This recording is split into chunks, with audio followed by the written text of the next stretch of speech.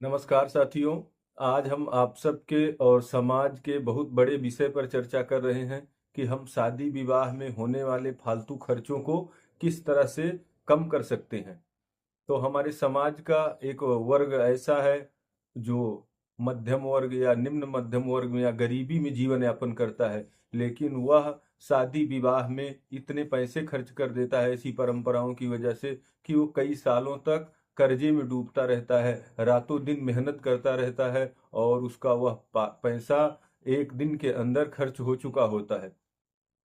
तो ऐसे लोगों की समस्याओं का हम किस प्रकार से निदान कर सकते हैं, इसी विषय में हम चर्चा कर रहे हैं कि हम किस प्रकार से अपने शादी विवाह को मंदिर के अंदर संपन्न कर सकते हैं या सामूहिक विवाह करके संपन्न कर सकते हैं और कम खर्चे में हम अपनी अच्छी शादी किस प्रकार से कर सकते हैं। इससे बात को समझने के से पहले और ऐसा करने से पहले आपको सामाजिक पूर्वाग्रहों से बचना होगा। समाज में कुछ ऐसे परंपराएं होती हैं जो पूर्वाग्रहित होती हैं। जो पहले की परंपरा चली आ रही थी शादी विवाह के, अब उसमें बहुत हजारों चीजें युग के प्रभाव से, समय के प्रभाव से जुड़ चुकी हैं। इसलिए शादी का खर्चा कई गुना ज्यादा बढ़ चुका है। अब उसको जो बड़े लोग हैं वो छोटे लोगों का देखकर उसको चेंज नहीं करना चाहते। इसको चेंज हर कोई करना चाहता है और हर कोई इससे परेशान है, लेकिन बड़े लोग सोचते हैं कि मैं तो बड़ा हूँ, छोटे लोग हमारे अनुयायी हैं, वो क्या बोलेंगे कि इतना कंजूसी कर दिया। जो मध्यम वर्ग के लोग हैं उनके पास कोई रास्ता नहीं होता है, क्योंकि उनके पास संसाधन उतने नहीं हैं और लोगों का समाज का दबाव है। मध्यम वर्ग सामाजिक से या समाज से सबसे ज्यादा जुड़ा हुआ होता है, इसलिए वह भी समाज के दबाव में उसमें कोई चेंजमेंट नहीं कर सकता। और जो गरीब लोग हैं उसके पास कोई संसाधन नहीं है, कोई दिमाग नहीं है, कोई इस तरह की सूझबूझ की कमी के कारण और लोगों के दबाव के कारण वह इसको चेंज नहीं कर पाता है और कई लोग उसकी निंदा करने लगेंगे। इसलिए वो बेचारा उस कर्जे के बोझ के तले दब जाता है और महंगी शादी करने के लिए भी मजबूर हो जाता है। तो आप सबको इस तमाम प्रकार के पूर्वाग्रह को छोड़कर सबसे पहले अपने आप पर ध्यान देना है। जो आप करेंगे समाज उसी के साथ होगा और जब आप कर देंगे तो सब लोग उसको अच्छा कहने लगेंगे और नहीं भी कहेंगे तो भी आपका काम अच्छा चलना चाहिए, आपका जीवन अच्छा चलेगा। तो अगर एक दो 10% लोग आपकी निंदा भी करेंगे तो भी उससे आपको कोई फर्क नहीं पड़ेगा, लेकिन अगर हर कोई आपकी बड़ाई कर रहा है और आप कर्जे के तले दबे हैं तो उसका कोई मतलब नहीं होगा। इसलिए आप अपने जीवन को और अपनी लाइफ को बेहतर बनाने के लिए अगर आपको ऐसा लगता है तो इन बातों को जरूर स्वीकार कीजिए। तो हम आइए विषय पर चलते हैं कि हम किस प्रकार से धर्म स्थल में विवाह संपन्न कर सकते हैं।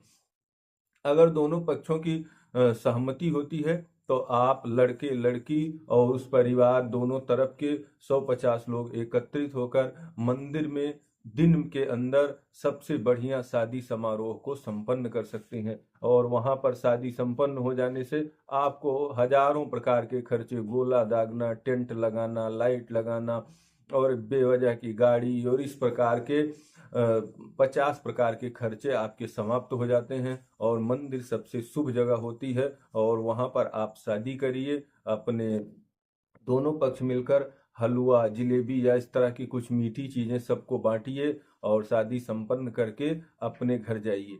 अब आप अपने घर पर उस दूल्हा दुल्हन का रिसेप्शन कर सकते हैं। वह आप अपनी सामर्थ्य के अनुसार जब अपने घर पे रिसेप्शन का आयोजन करते हैं तो जितनी आपकी सामर्थ्य है, 100 200 400 500 लोगों को एक दिन आप निमंत्रण करिए और वहीं पर सब लोग आपके बच्चे से, बहू से मिलेंगे, खाना खाएंगे और रहेंगे और उसके बाद वापस चले जाएंगे। तो एक दिन के ही अंदर आपका सारा कार्यक्रम संपन्न हो जाएगा। जितना आप किसी को खाना पानी खिलाना चाहते हैं वो खिला सकते हैं, जो लोग देना चाहते हैं वो दे सकते हैं और आप जिसको देना चाहते हैं गिफ्ट, गिफ्ट दे सकते हैं। उसी तरह लड़की वालों को अगर मान लिया उनको ये देखना है कि उनके घर में भी कोई हो तो एक आयोजन उसमें से छोटा सा वो अपने यहाँ कर सकते हैं।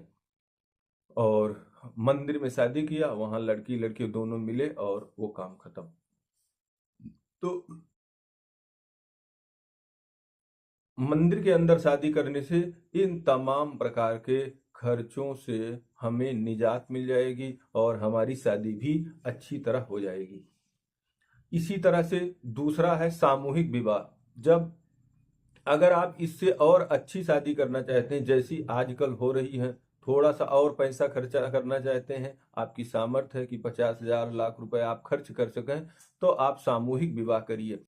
सामूहिक विवाह के कई फायदे हैं। जैसे आप 3 4 लोग, 10 लोग, 5 लोगों की एक जगह शादी करते हैं, अच्छा मैरिज हॉल बुक करते हैं या कोई अच्छी जगह उसका ऑर्गेनाइजेशन करते हैं, तो उससे क्या होगा कि उससे कई लोगों का टाइम बचता है, जिन लोगों को, और क्योंकि जो रिश्तेदार हैं, जो समाज के लोग हैं, वह वही हैं, तो वो 4 दिन उनका टाइम वेस्ट होगा, तो उसके लिए एक दिन उनका टाइम वेस्ट होगा, तो उससे टाइम की बचत होती है, सबकी बचत होती है। और जो खान पान, टेंट, लाइट, इसका जो बंदोबस्त किया गया है, वो 4 दिन के बंदोबस्त की अपेक्षा एक दिन के बंदोबस्त में ही आपका काम हो सकता है। तो उसमें भी बहुत से खर्चे की बचत होती है। और एक मंडप में जब इतने लोगों की शादियां होती हैं तो बहुत अच्छी होती हैं और बहुत अच्छा लगता है। क्योंकि इसमें थोड़ा सा मैनेजमेंट करने की ज़रूरत होती है, क्योंकि जब इतने लोग आएंगे तो मैनेजमेंट होना चाहिए, खान पान की व्यवस्था अच्छी होनी चाहिए। लेकिन जब आप प्लान करेंगे तो ये सारी चीज़ें हो जाती हैं और ऐसा आज समाज में हो भी रहा है। तो सामूहिक विवाह करके भी आप कई गुना अपने खर्चे को कम कर सकते हैं, अपने टाइम को कम कर सकते हैं और लोगों की टाइम को भी बचत कर सकते हैं और उसी तरह धूमधाम से आप शादी कर सकते हैं। लेकिन उसके लिए आप सबको सकारात्मक होना चाहिए और एक दूसरे के लिए हेल्पफुल होना चाहिए। इस बीच में अगर कोई गरीब व्यक्ति है, थोड़ा कम खर्चा करने वाला है, उसकी भी लड़के लड़की की शादी आप उसी मंडप में संपन्न करवा सकते हैं। लेकिन ये सारी चीजें तभी होंगी जब आप एक दूसरे के लिए सोच रहे हैं, एक दूसरे के कल्याण की भावना, हित की भावना, परमार्थ की भावना आपके दिल में है। अगर आप ऐसा सोचते हैं कि मैं सबसे आगे निकल जाऊं, मेरी शादी अच्छी हो जाए और बाकी की उतना अच्छी ना हो, तो अगर इस तरह की सोच है तो आप ऐसा नहीं कर सकते हैं। तो उसके लिए आप स्वतंत्र हैं, आप अपनी शादी करिए। लेकिन जो ऐसे लोग हैं जो पैसे से परेशान हैं, कम खर्चा करना चाहते हैं, वह भी अच्छी और धूमधाम से शादी सामूहिक विवाह के माध्यम से संपन्न कर सकते हैं।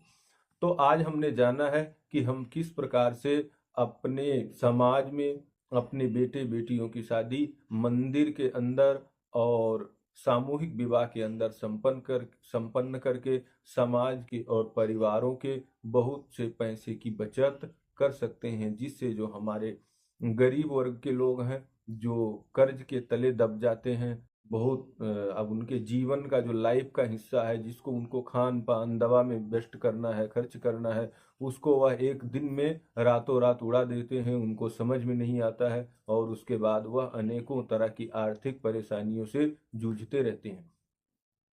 तो आप सबको इस विषय में विचार करना चाहिए, ऐसा करना चाहिए। और इस विषय में अगर आपकी कोई मदद चाहते हैं या कोई सलाह चाहते हैं तो आप संपर्क कर सकते हैं। इसके विषय में आप सबको उचित मार्गदर्शन किया जाएगा। तो आप सब समाज को गाइड करिए, एकता बढ़ाइए, एक दूसरे की हेल्प करिए और इस तरह के आयोजन करके आप अपने समाज को मजबूत कर सकते हैं। और जो ऐसे लोग हैं जिनको लगता है कि हमारे पास पैसा है या पैसा करना चाहते हैं, तो वो उस पैसे को और समाज के अन्य हित में, दूसरे लोगों की शादी में, शिक्षा में, रोजगार में, किसी की अन्य प्रकार से हेल्प करने में आप मदद कर सकते हैं। वह समाज के लिए और भी अच्छा होगा। लेकिन बेवजह के पैसे वेस्ट करना, हमारे यहाँ कहा गया है कि राजा को भी पैसे, बेवजह पैसा खर्च करने से, नशा करने से और चरित्रहीनता से दृढ़ मूल अर्थात मजबूत राजा भी नष्ट हो जाता है। तो इस प्रकार किसी को इस तरह के बेवजह चीजों से बचना चाहिए। तो आज के अंक में इतना ही। धन्यवाद, नमस्कार। आप सब अपना विचार इस विषय में जरूर व्यक्त करिए।